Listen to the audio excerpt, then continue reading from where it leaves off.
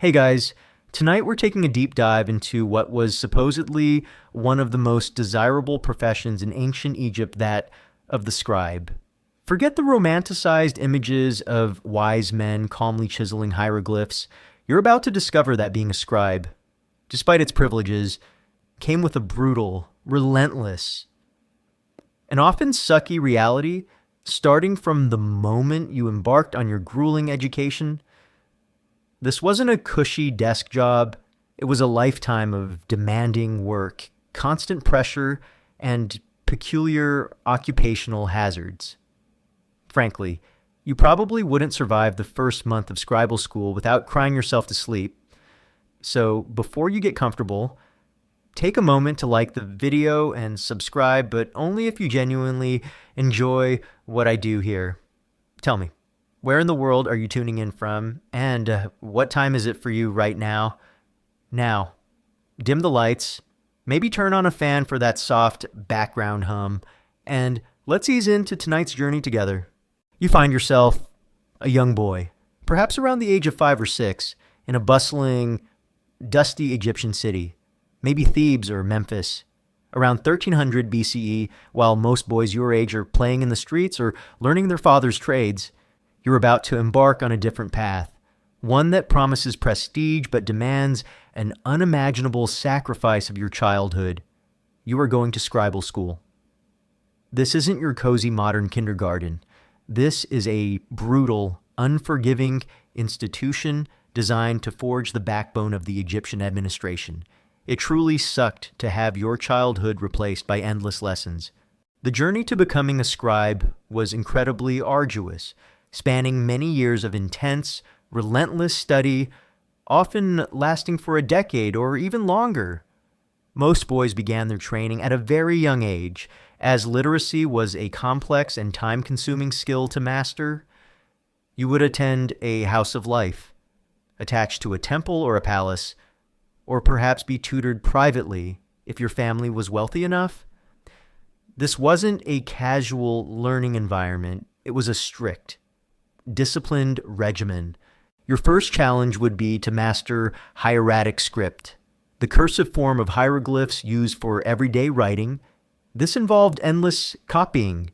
Imagine sitting cross-legged on a mat, day after day, year after year, meticulously copying lines of text onto ostraca pottery shards or limestone flakes. Your cheap paper, or papyrus if you were lucky and advanced, your fingers would cramp, your eyes would strain, and your back would ache from long hours spent hunched over your writing materials. Errors were not tolerated. The ancient Egyptian education system was notoriously punitive.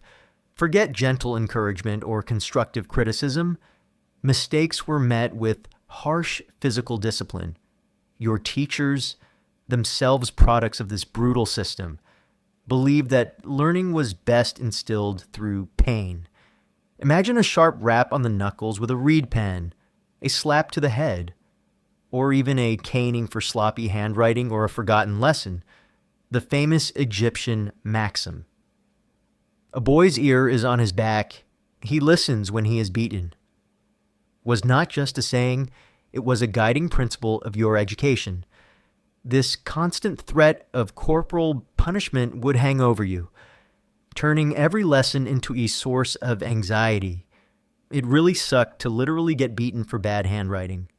Beyond just copying, you would learn a vast array of subjects crucial for administration, mathematics for calculating taxes, land surveys and construction, geometry, history, geography, and even rudimentary medicine and astronomy.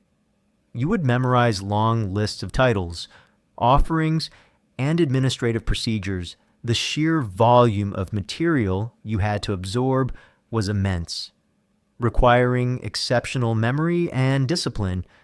Your brain would be constantly overloaded, filled with facts and figures, often at the expense of any creative thought. One common misconception is that scribes were entirely intellectual and detached from practical matters. In reality, their education was deeply pragmatic. preparing them for diverse administrative roles in a highly centralized state. They weren't just calligraphers, they were future bureaucrats, tax collectors, military strategists, and temple administrators, all requiring a robust understanding of practical applications of knowledge. Historians still debate the specific curriculum and teaching methods across different houses of life, as direct pedagogical texts are rare, relying on surviving student exercises and the content of scribal roles themselves. The competitive nature of scribal school also added to the pressure. Not all who started would finish. Only the most diligent, intelligent, and resilient would make it through the grueling years of training. Those who failed would return to the manual labor they had hoped to escape, their sacrifice futile. This constant pressure to succeed, to justify your family's investment and your own suffering, would be a heavy weight on your young shoulders. So, your early life as an aspiring scribe was a far cry from a carefree childhood. It was a relentless regimen of demanding study, physical discomfort, and constant fear of punishment. This brutal, extended education was the first, and perhaps most foundational, reason why being a scribe in ancient Egypt, despite its eventual privileges, fundamentally sucked. Having endured the relentless discipline of scribal school, you, the aspiring scribe, now confront the daily reality of your craft, the tools of the trade. Forget ergonomic chairs, smooth ballpoint pens, or bright, climate-controlled offices. Your writing environment was a constant source of physical discomfort, and your materials themselves were heavy, fragile, and prone to messy failures. This made the seemingly prestigious act of writing often quite sucky. Imagine your typical workspace. You're likely sitting cross-legged on a mat or a low stool, hunched over a small, portable writing palette. Your back aches, your neck is stiff, and your legs are perpetually cramped from this awkward posture. This wasn't a temporary discomfort. This was your daily reality for hours on end. Contributing to chronic skeletal problems later in life, it truly sucked to get a permanent hunch for your job. Your paper was papyrus, a remarkable material made from the pith of the papyrus plant, sliced into thin strips, laid crisscross, pressed, and dried. While revolutionary for its time, papyrus was expensive and delicate. It absorbed ink quickly, making corrections difficult, and it could easily crack, tear, or fray, especially if handled roughly or stored in damp conditions. Imagine meticulously writing for hours, only for your precious scroll to tear, forcing you to start over or attempt a clumsy repair. This wasn't a forgiving medium. Your primary writing instrument was a reed pen. This wasn't a fine-tipped pen, it was a simple reed, chewed or cut at the end to create a brush-like tip. The quality of your pen depended on the reed itself and your skill in preparing it. A poorly cut reed could fray, leading to splotches and uneven lines. You'd constantly have to recut and rechew the tip to maintain a usable point, interrupting your flow. And then there was your ink. Scribes typically used two main colors, black and red. Black ink, for the main body of the text, was made from soot carbon mixed with a binder, usually gum arabic, a natural resin, and water, red ink, used for headings, punctuation, or emphasizing certain words, was made from red ochre and iron oxide pigment mixed with the same binder. Imagine grinding these pigments, mixing them precisely, and then trying to maintain the right consistency throughout your workday. Too thick, and it wouldn't flow; too thin, and it would bleed. The actual act of writing was surprisingly physical and messy. You wouldn't just glide your pen across the page. The reed pen, being somewhat stiff and brush-like, required careful control and pressure. You'd constantly dip your pen into the ink cake's solid blocks of ink, Then mix it with a bit of water on your palette to achieve the desired consistency. This was a slow, deliberate process, prone to spills, smudges, and accidental splatters. Imagine staining your hands, your clothes, and your precious papyrus with permanent ink. It truly sucked to be a master of mess. Corrections were a particular nightmare.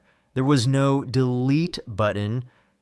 If you made a mistake on papyrus, your options were limited. Carefully scrape the ink off with a knife, which could damage the delicate surface. Try to write over it, creating a messy blotch. Or, if the mistake was significant, discard the entire piece of papyrus and start anew, wasting valuable material and time. This instilled a pervasive fear of error, adding another layer of pressure to your already demanding work. One common misconception is that all hieroglyphic writing was carved into stone, while monumental inscriptions were indeed carved. The vast majority of daily administrative and literary writing was done in hieratic and later demotic script, a cursive form of hieroglyphs, written quickly with reed pens on papyrus or ostraca, this less formal. More fluid script was what a scribe primarily dealt with, making their work much more about rapid documentation than artistic carving. Historians still meticulously analyze the variations in scribal handwriting to identify individual scribes and track stylistic changes over time. Furthermore, the lighting in most scribal workshops or offices would have been dim, working indoors, often without the benefit of large windows, meant relying on natural light from doorways or, after dusk, the flickering, smoky light of oil lamps. This poor illumination, combined with the fine detail of hieratic script, would strain your eyes, contributing to vision problems over a lifetime. So, your daily life as a scribe was a constant engagement with materials that were difficult, messy, and unforgiving, performed in uncomfortable postures under challenging conditions. The tools of your prestigious trade, far from being symbols of ease, were instead constant sources of physical strain, frustrating errors, and a general feeling that your esteemed profession was, in many practical ways, quite sucky, even as you mastered the difficult art of writing and learned to navigate your challenging workspace. Your life as a scribe was predominantly consumed by a task that, despite its intellectual nature, was often mind-numbingly monotonous. Endless bureaucracy. Forget writing epic poems or recording grand historical events every day. The vast majority of your time was spent meticulously documenting the minutiae of the Egyptian state, a task that made your prestigious profession undeniably sucky. Imagine your daily routine. You aren't crafting elegant narratives. You're copying lists, endless lists. Lists of grain harvested from every field, lists of cattle owned by every temple, lists of tribute paid by conquered lands.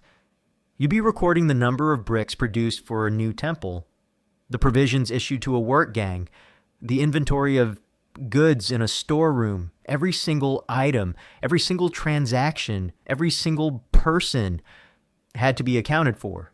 Meticulously and accurately, it truly sucked to be a human spreadsheet. Your hand would ache from the repetitive motions of the reed pen. Your eyes would blur from focusing on tiny hieratic symbols. And your mind would dull from the sheer tedium. You weren't thinking creatively, you were ensuring precision and consistency.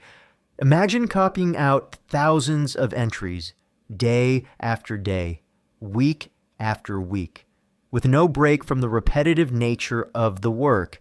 The vastness of the Egyptian bureaucracy demanded an army of scribes, and you were one of its tireless, often bored, foot soldiers. The purpose of this endless documentation was control. The Egyptian state was a highly centralized command economy, managed directly by the pharaoh and his vast administration. Every resource, every labor force, every piece piece of produce, needed to be accounted for, taxed, and redistributed. You, the scribe, were the silent engine of this massive logistical machine, translating the physical world into an endless stream of written records. Your accuracy was paramount. Errors could lead to financial losses for the state or severe punishment for you. Consider the atmosphere of a busy scribal office. It wouldn't be a quiet library. You'd be surrounded by other scribes, copying, calculating, and perhaps dictating. The air might be filled with the scratching of pens, the rustle of papyrus, and the low murmurs of concentration. Yet, despite the presence of others, your work was often solitary in its focus, demanding intense, sustained attention to detail for hours on end. Beyond lists, you would also be responsible for drafting official correspondence letters from the pharaoh to his governors, reports from regional administrators to the central government, orders for military expeditions, and decrees for public works. While these offered a slight break from pure enumeration, they still required adherence to strict formulas and conventions, leaving little room for personal expression. You were a conduit for information, not its originator. It really sucked to write the same thing over and over, just with different names. One common misconception is that Egyptian hieroglyphs were used for all writing, while monumental inscriptions on temples and tombs did use the ornate hieroglyphic script. Daily administrative and literary tasks almost exclusively employed hieratic script, a much faster, cursive form later. An even more simplified cursive script called Demotic emerged, a scribe's mastery of these flowing, rapid scripts, which resemble modern handwriting, highlights the practical nature of their work. Historians still meticulously study stylistic variations in hieratic texts to trace the development of administrative practices over millennia. The sheer volume of records generated by the Egyptian state was staggering. Archaeological discoveries have unearthed vast archives of the papyrus scrolls detailing everything from grain rations for temple workers to court proceedings and magical spells. Each of these documents, from the most mundane to the most sacred, pass through the hands, and often the reed pens, of countless scribes like you. This mountain of paperwork underscores the pervasive, inescapable nature of bureaucratic work in ancient Egypt. So, your daily life as a scribe was predominantly a battle against monotony, a relentless cycle of copying, listing, and documenting the administrative minutiae of a vast empire. The intellectual challenge of mastering the script was quickly replaced by the tedious reality of its application, making this prestigious profession, for all its societal importance, profoundly sucky in its everyday execution, while the endless copying and bureaucratic drudgery were the backbone of your scribal life. Your duties weren't always confined to the relatively safe, dry confines of a temple or palace office. As a scribe, particularly one involved in the vital economic life of Egypt, you would frequently be called upon for field work. This meant leaving the comfort of your papyrus scrolls for the sun-baked, muddy, and often dangerous reality of the Egyptian countryside, a less glamorous side of your profession that truly made it sucky. Imagine yourself now, not hunched over a pallet, but trudging through a newly flooded field alongside the Nile. The air is thick with humidity and the smell of rich, damp earth. You're not wearing your finest linen, but simpler, more practical garments that are already splattered with mud. In your hand, you carry not a reed pen for elegant script, but perhaps a measuring rope, a survey rod, or a small ledger for immediate notes. You're tasked to assess the land after the annual inundation of the Nile. The Nile's flood was the lifeblood of Egypt, depositing fertile silt that made agriculture possible, but it also erased property lines. It was your job, as a field scribe, to resurvey the land, marking out plots for farmers, assessing the extent of the flood, and estimating the expected yield. This required walking for miles under the relentless sun, wading through muddy fields, and dealing with the logistical challenges of a vast agricultural system. You'd be exposed to the elements. To the ever-present insects, remember the mosquitoes and their diseases, and to the general discomfort of working outdoors in a hot, humid climate. It truly sucked to swap your ink for mud. Beyond land assessment, you might also be responsible for tax collection in the countryside. Imagine arriving in a village, not as a welcome guest, but as the representative of the pharaoh, there to demand a portion of the harvest or livestock. You'd meticulously record every sack of grain, every head of cattle, ensuring the villagers paid their dues. This was a task fraught with tension. Farmers, perpetually at the mercy of the elements and their lords, would resent your presence, seeing you as the direct instrument of their burden.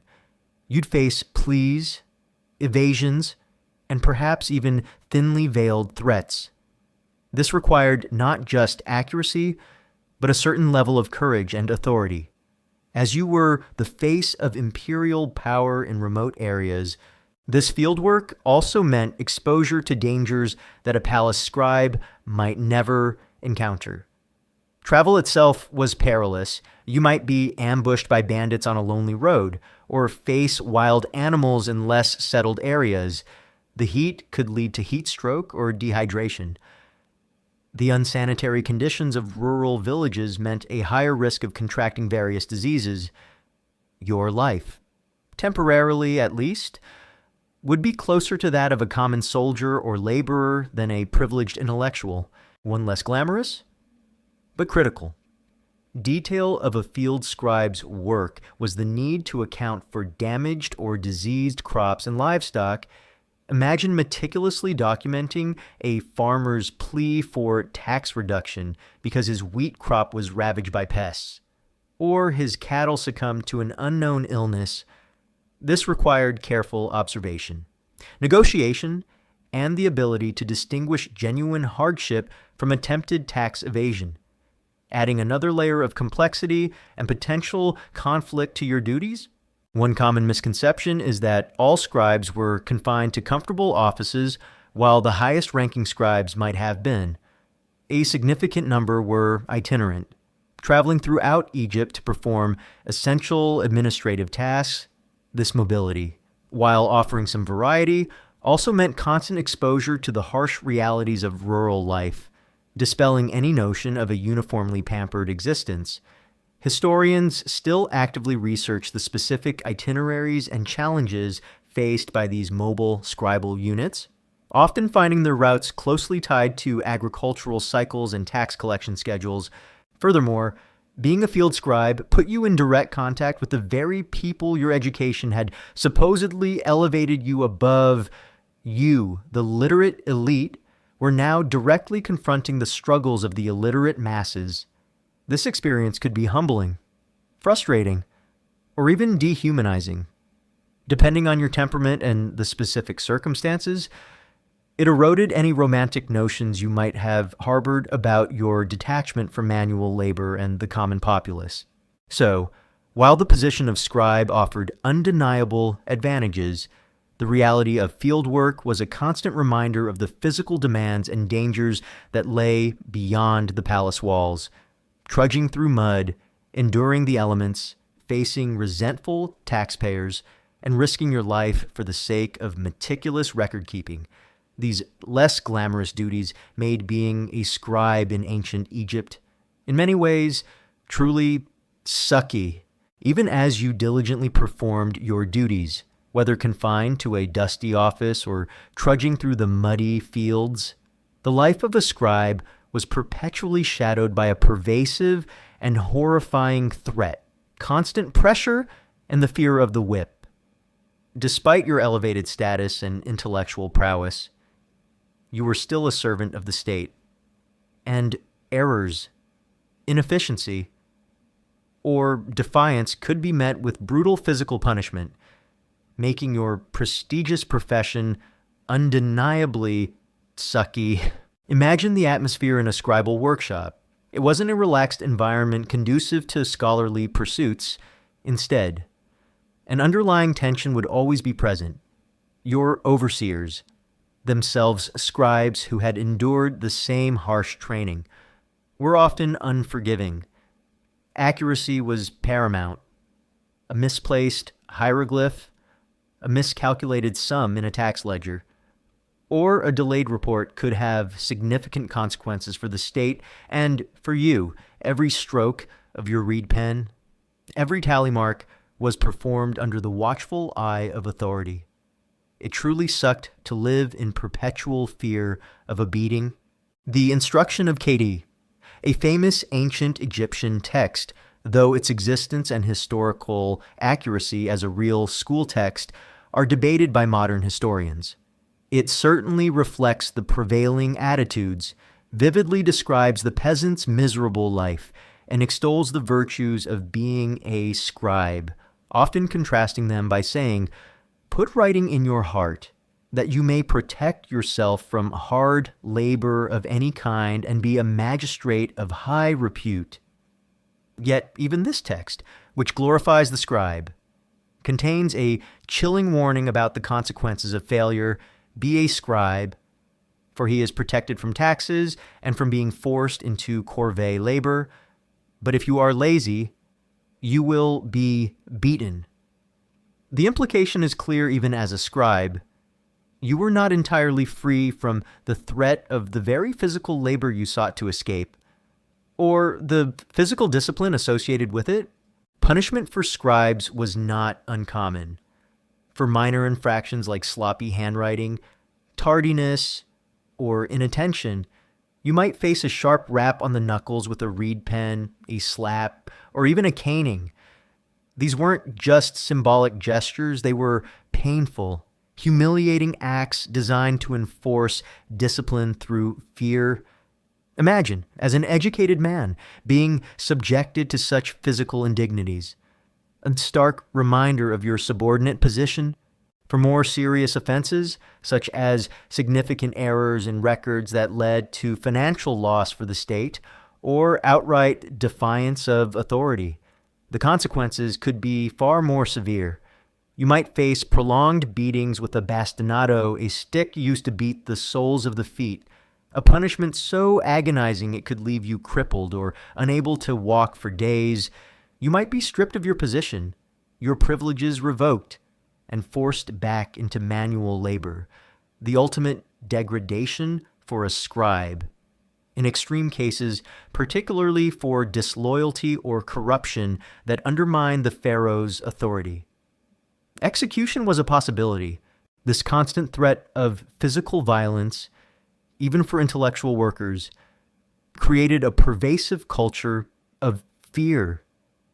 You learn to be meticulous, to be obedient, and to anticipate the demands of your superiors, not out of inherent loyalty, but out of a visceral desire to avoid pain and preserve your privileged position.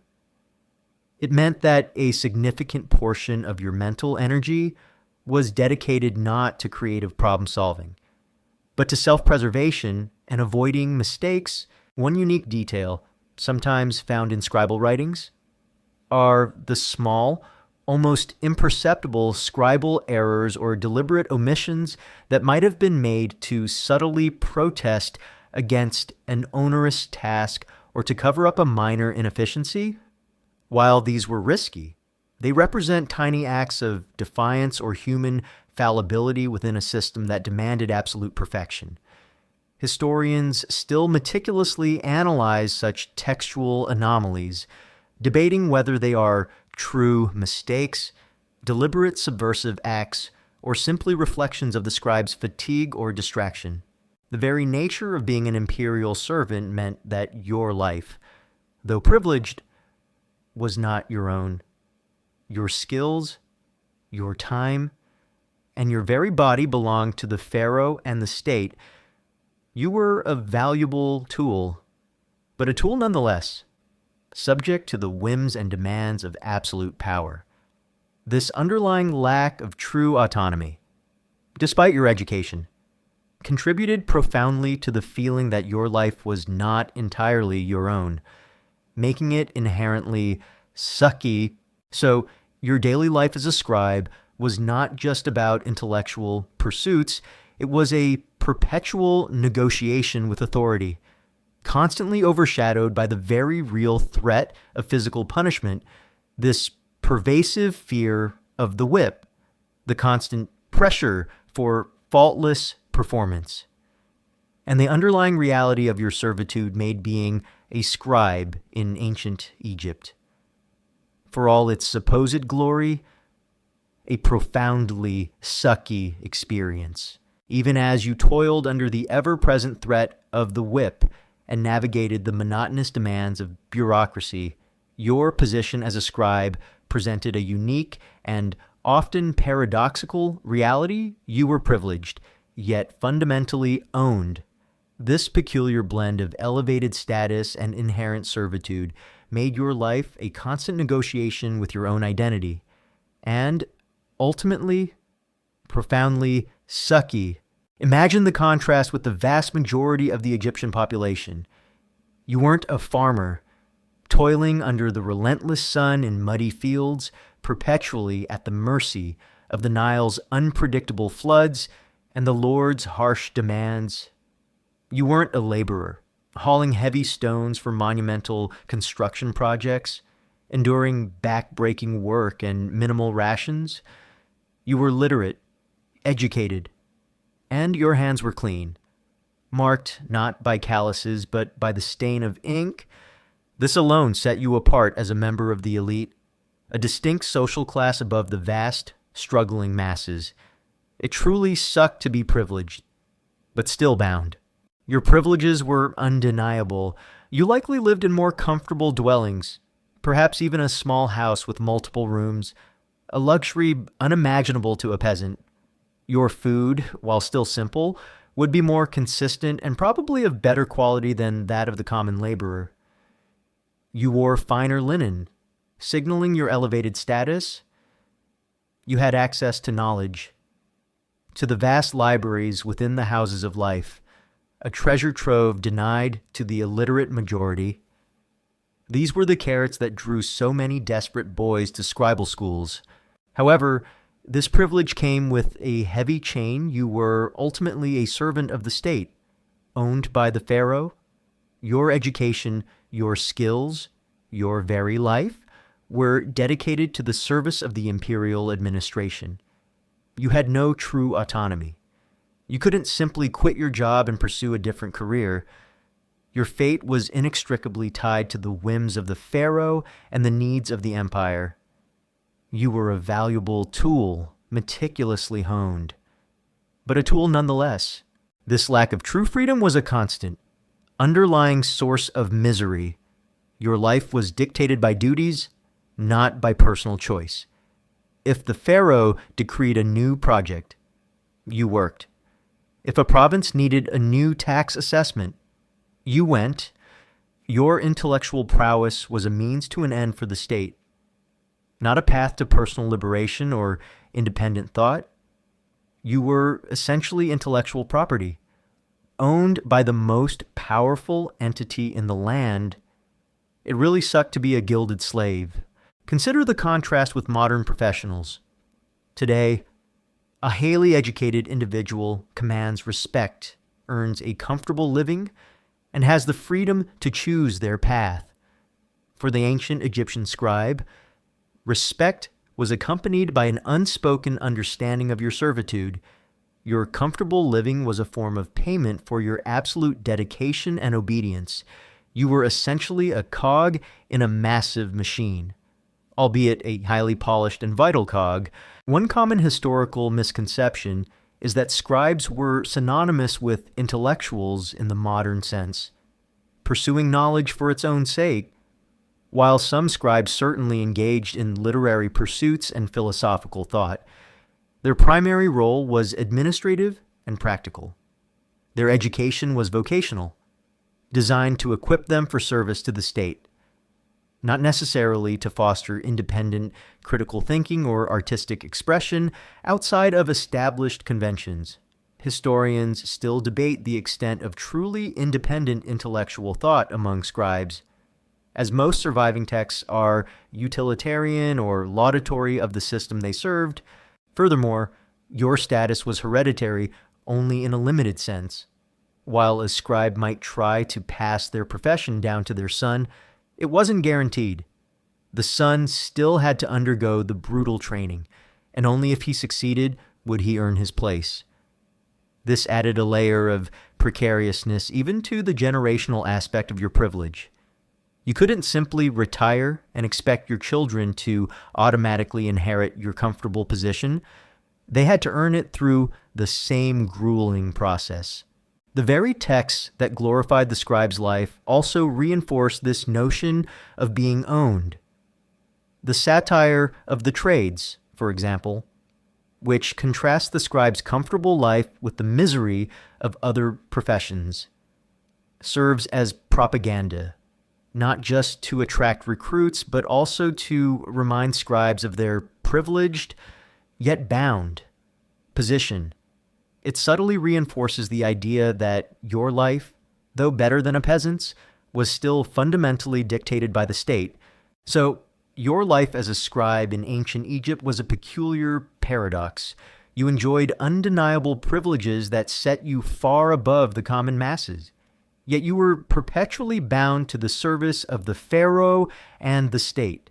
This inherent lack of true freedom, the constant reminder that your intellectual prowess was owned rather than truly independent, made being a scribe a profoundly sucky existence, a gilded cage where the comfort came at the ultimate cost of self-determination, beyond the monotonous duties and the constant threat of the whip. Your elevated position as a scribe, ironically, introduced its own set of unique and often sucky physical ailments and health risks while you escaped the backbreaking labor of the fields. Your sedentary lifestyle, the constant pressure, and the peculiar nature of your work took a silent, insidious toll on your body.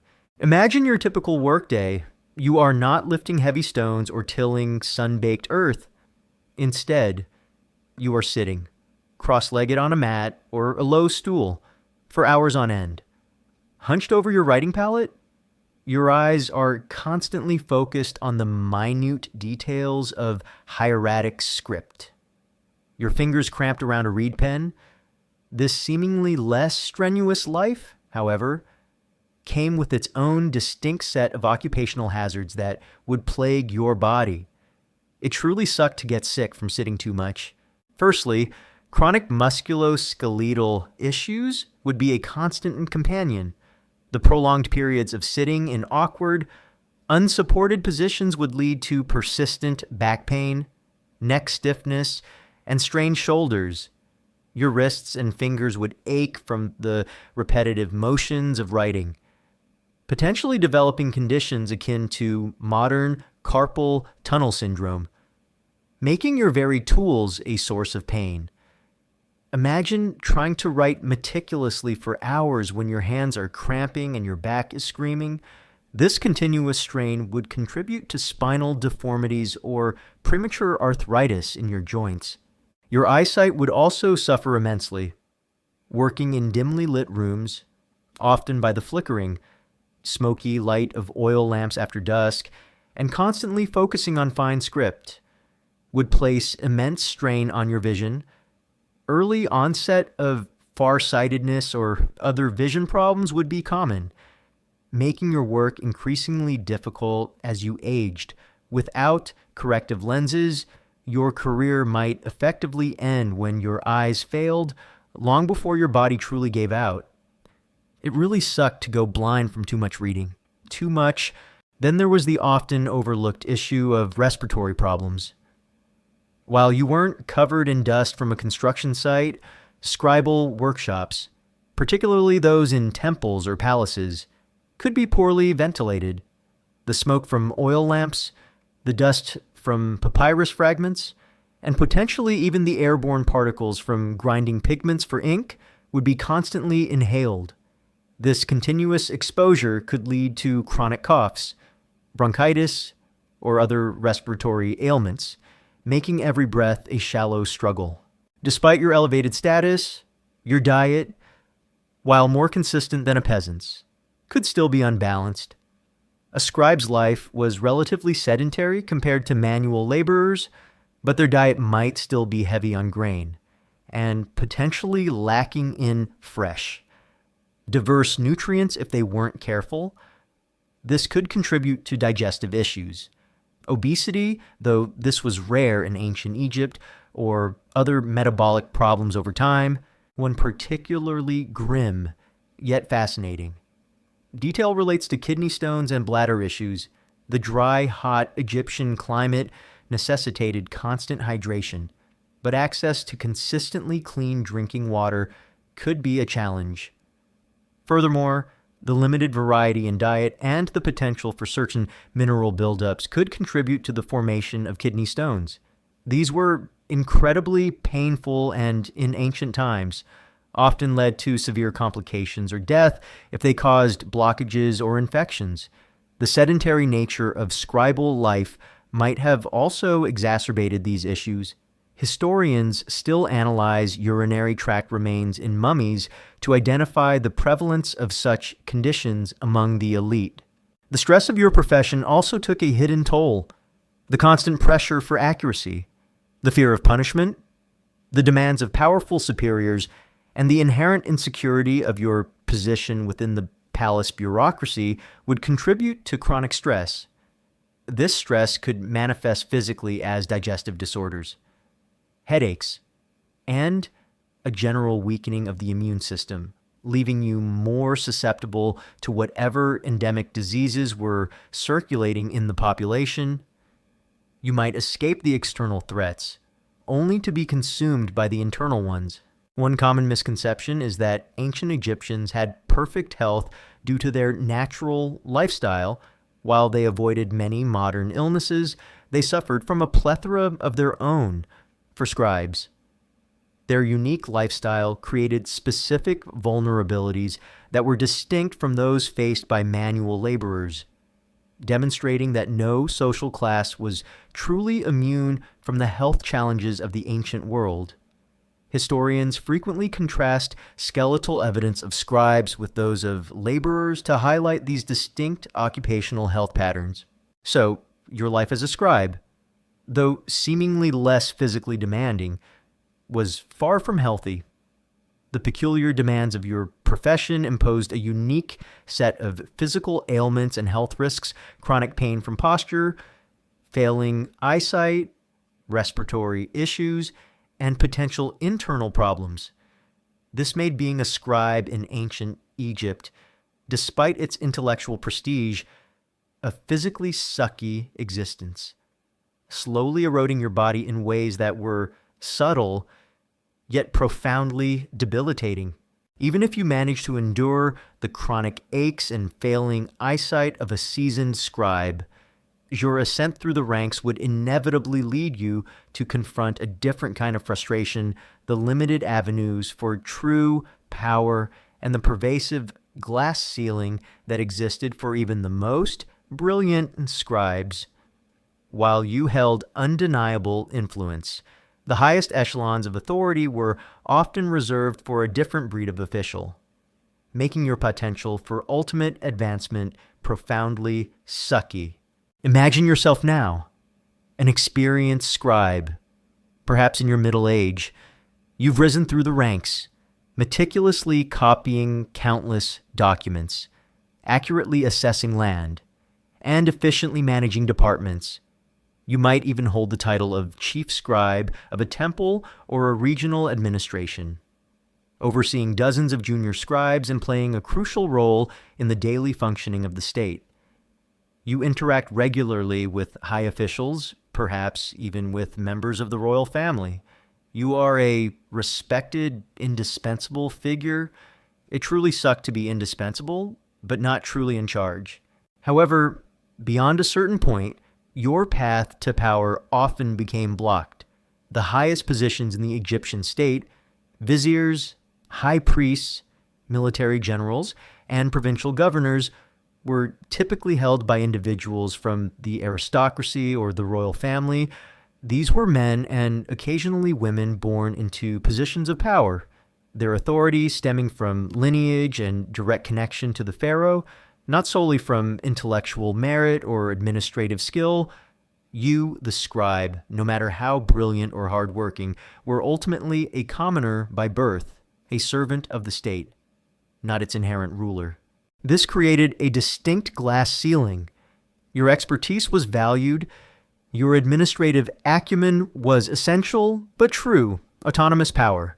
The ability to command armies, set grand policy, or judge supreme legal cases without constant oversight was largely out of your reach. You could advise the vizier, but you couldn't be the vizier. You could manage the temple's economy, but you couldn't be the high priest. Your role was to serve the system, not to inherently control it. Consider the occasional exceptions that prove the rule. There were rare instances where highly skilled scribes, through exceptional talent and extreme luck, might rise to positions of immense influence, almost rivaling the aristocracy. Imhotep, the vizier and chief minister to Pharaoh Djoser, though from the Old Kingdom, much earlier than our focus. His legend persisted, is often seen as a semi-mythical example of a commoner who rose to extraordinary heights, becoming revered for his wisdom and architectural genius. However, such figures were the exception, not the norm. Often existing in the realm of legend rather than common experience, their rarity underscores the pervasive limitations for others. It really sucked to be told, you can be anything, but not that. This inherent limitation on your advancement could lead to profound frustration and resentment. You, who had dedicated your entire life to rigorous study, who possessed unparalleled knowledge of the state's inner workings, and who carried the burden of its administration, were ultimately subservient to those who might be less intelligent, less capable, but simply born into higher status. This feeling of being intellectually superior but socially constrained would be a constant, gnawing source of dissatisfaction. One common historical misconception is that ancient societies were purely meritocracies, where talent alone could lead to the top. While some upward mobility existed, particularly for scribes from humble beginnings, the vast majority of high-ranking positions in ancient Egypt, like in many ancient civilizations, were indeed tied to aristocratic birth, familial connections, and political patronage. Merit could elevate you to a certain level, but rarely to the very apex of power.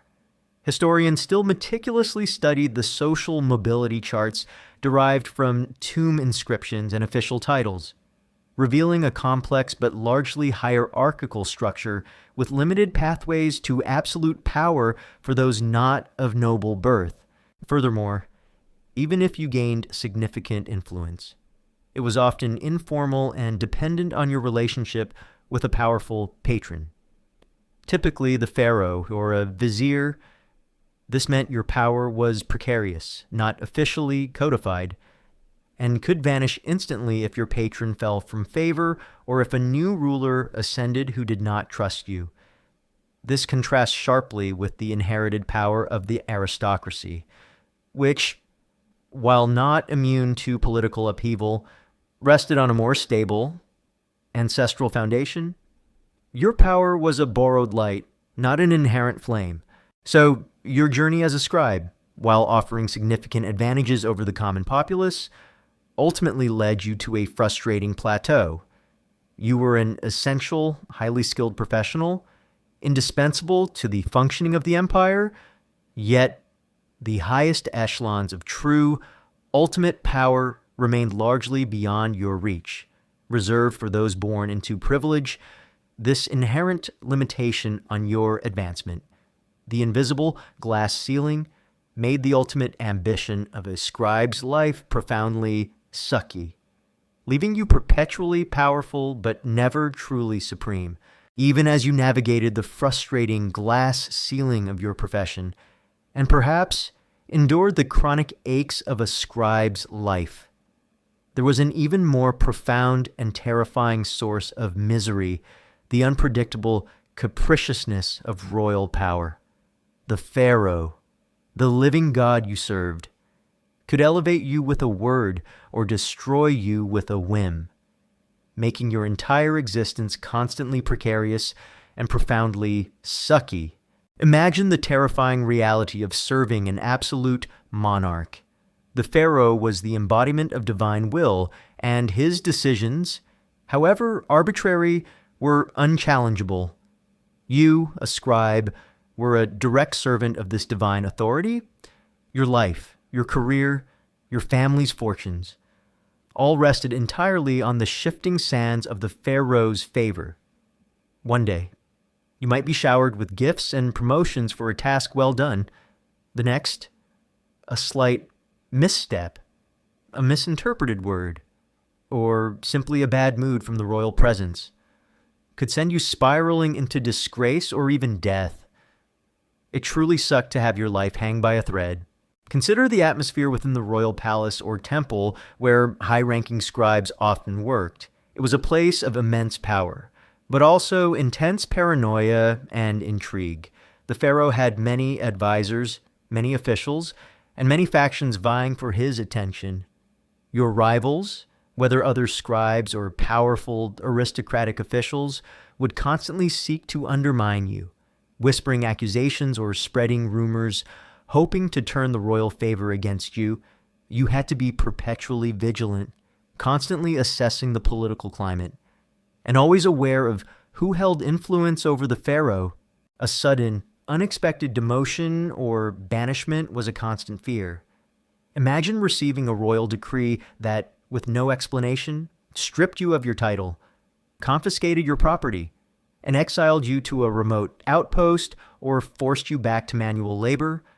This wasn't because of a proven crime, but simply because the pharaoh, or perhaps a powerful vizier, decided you were no longer needed or trustworthy. There was no appeal, no court of law to defend yourself. Your fate was sealed by a word from above. The ultimate terror was the threat of execution for scribes involved in sensitive matters such as managing the royal treasury, recording military campaigns, or handling diplomatic correspondence. Any perceived act of disloyalty, incompetence that led to imperial losses, or involvement in a failed conspiracy could lead to the ultimate punishment. You might be executed without trial, your name erased from records, and your family potentially suffering consequences. This constant awareness of the death penalty for even minor offenses would be a profound psychological burden. It really sucked to literally lose your head over a misplaced comma. This capriciousness meant that even if you were incredibly skilled, diligent, and loyal, your position was never truly secure. Your achievements could be undone, your contributions forgotten, and your life ended simply because of a shift in the political winds or the personal whims of your divine ruler. This was a stark contrast to a system where merit and law offered some degree of predictable security. One common historical misconception is that ancient pharaohs were always benevolent rulers. While many strived for justice and order, the system of absolute monarchy inherently allowed for arbitrary power. The degree of a pharaoh's tyranny or benevolence often depended entirely on their individual personality, their advisors, and the political climate. Some pharaohs were indeed brutal and unpredictable, making life precarious for all their servants, including scribes. Historians still debate the specific instances of arbitrary rule versus rule by established legal precedent, often relying on the limited and often biased accounts of court chroniclers and official decrees. Furthermore, the very nature of your job, which often involved recording the pharaoh's commands and actions, meant you were a direct witness to their decisions, good or bad. You might be recording decrees that you knew would cause suffering or documenting brutal punishments. This complicity, even if forced, could weigh on your conscience, adding another layer of misery to your existence. You were not just a servant. You were an instrument of absolute power, for better or worse. So, your life as a scribe, despite its intellectual prestige and relative privilege, was constantly overshadowed by the terrifying capriciousness of royal power. Your career, your wealth, and your very life hung by a thread, subject to the unpredictable whims of the pharaoh, this constant threat from above, the omnipresent fear of sudden downfall, made being a scribe in ancient Egypt a profoundly sucky and perpetually insecure experience. You've traced the winding, often agonizing, path of a scribe in ancient Egypt, from the brutal schooling that stole your childhood to the constant threat of the whip, the mundane bureaucracy, and the terrifying whims of the pharaoh. It's clear that being a scribe, despite its perceived prestige, was a fundamentally sucky existence, as the distant murmur of the Nile fades and the phantom scent of papyrus and ink dissipates. A final, overarching truth settles upon you. Your life as a scribe was ultimately one of unyielding service and no true freedom. Consider the paradox: you were part of the intellectual elite, wielding the power of literacy in a largely illiterate society. This gave you immense advantages over the vast peasant population. You had a secure livelihood, regular meals, and escaped the back-breaking physical labor that claimed so many lives. You held a position of respect, a testament to your intelligence and diligence, yet these very privileges were chains, binding you inextricably to the state. Your life, from the moment you entered scribal school, was not your own. Your skills, honed through years of painful discipline, belonged to the pharaoh. Your time was dictated by the endless demands of administration. You could not choose your assignments, your location, or your ultimate career path beyond the limited avenues of scribal advancement. You were an instrument, a finely tuned tool in the hands of the state, serving its every whim and need. This fundamental lack of self-determination, despite your mental prowess, was a constant gnawing source of misery. The constant pressure for accuracy, the fear of punishment for even minor errors, and the pervasive culture of obedience meant that your intellectual life was often stifled.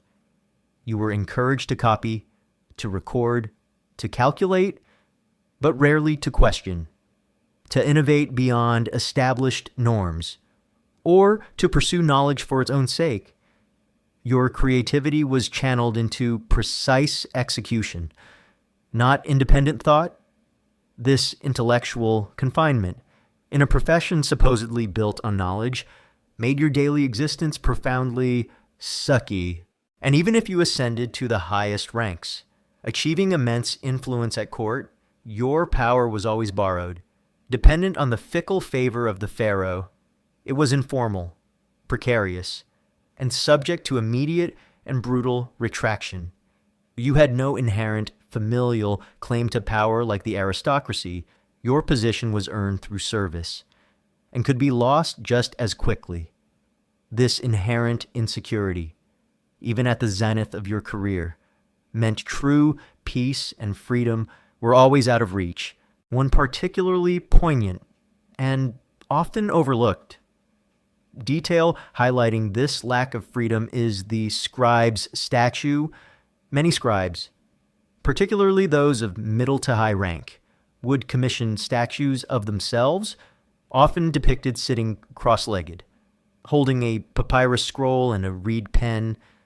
These statues, placed in tombs or temples, served as eternal reminders of their profession and their dedication.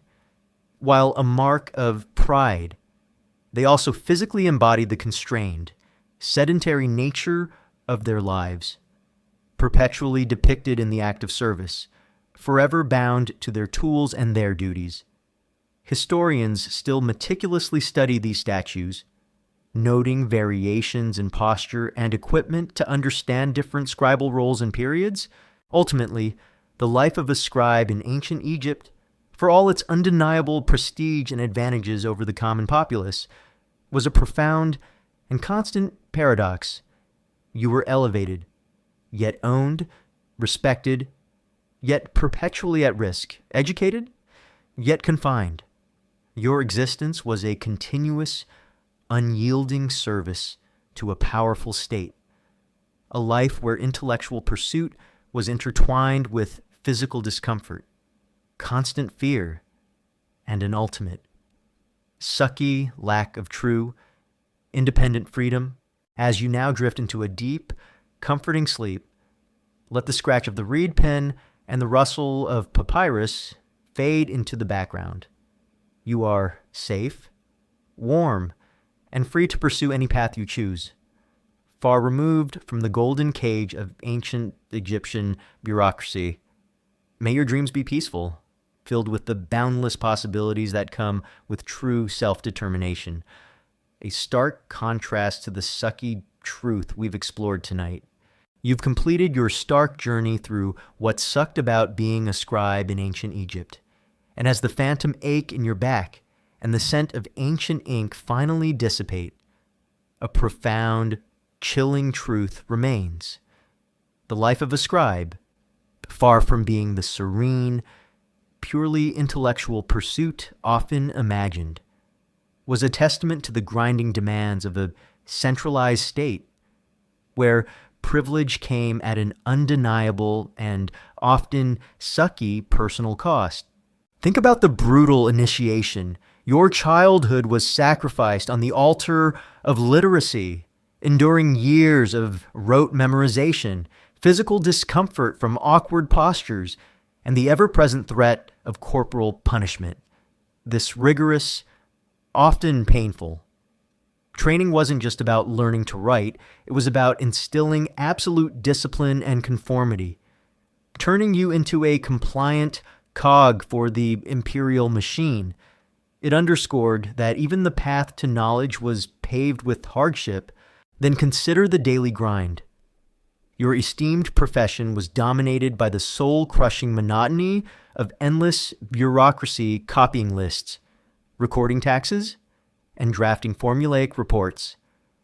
Your physical tools were awkward and messy, leading to cramped hands and strained eyes. Your office might be a stuffy, dimly lit room or a sun-baked field, forcing you to contend with both physical discomfort and the dangers of the elements. It was a life where intellectual acumen was harnessed for tedious, repetitive tasks, stripping work of any genuine creative joy, and perhaps most profoundly, the paradox of your status. You were undeniably privileged, elevated above the masses of peasants and laborers. You were literate, respected, and relatively well-fed, yet you were fundamentally owned by the state. Lacking true autonomy over your life or career, your skills were leased to the pharaoh, and your position, however high, was always precarious, subject to arbitrary whims and the machinations of palace intrigue. The invisible glass ceiling of your birth often kept true, ultimate power perpetually out of reach. Ultimately, the story of the ancient Egyptian scribe is a powerful counter-narrative to the romanticized ideal. It reveals a life of unyielding service, where personal ambition was often constrained by rigid hierarchy and constant pressure. Your intellectual gifts were your chains, binding you to a system that demanded perfection but offered little in the way of personal freedom or unburdened peace. The comforts you gained were offset by the constant fear, the physical toll, and the profound lack of self-determination. As you now drift into a deep, comforting sleep, let the scratch of the reed pen and the rustle of papyrus fade into the quiet background of history. You're safe, warm, and free to pursue any path you choose, far removed from the golden, yet ultimately sucky, cage of ancient Egyptian bureaucracy. May your dreams be peaceful, filled with the boundless possibilities that come with true self-determination. A stark contrast to the life we've explored tonight. And now, good night, and have sweet dreams.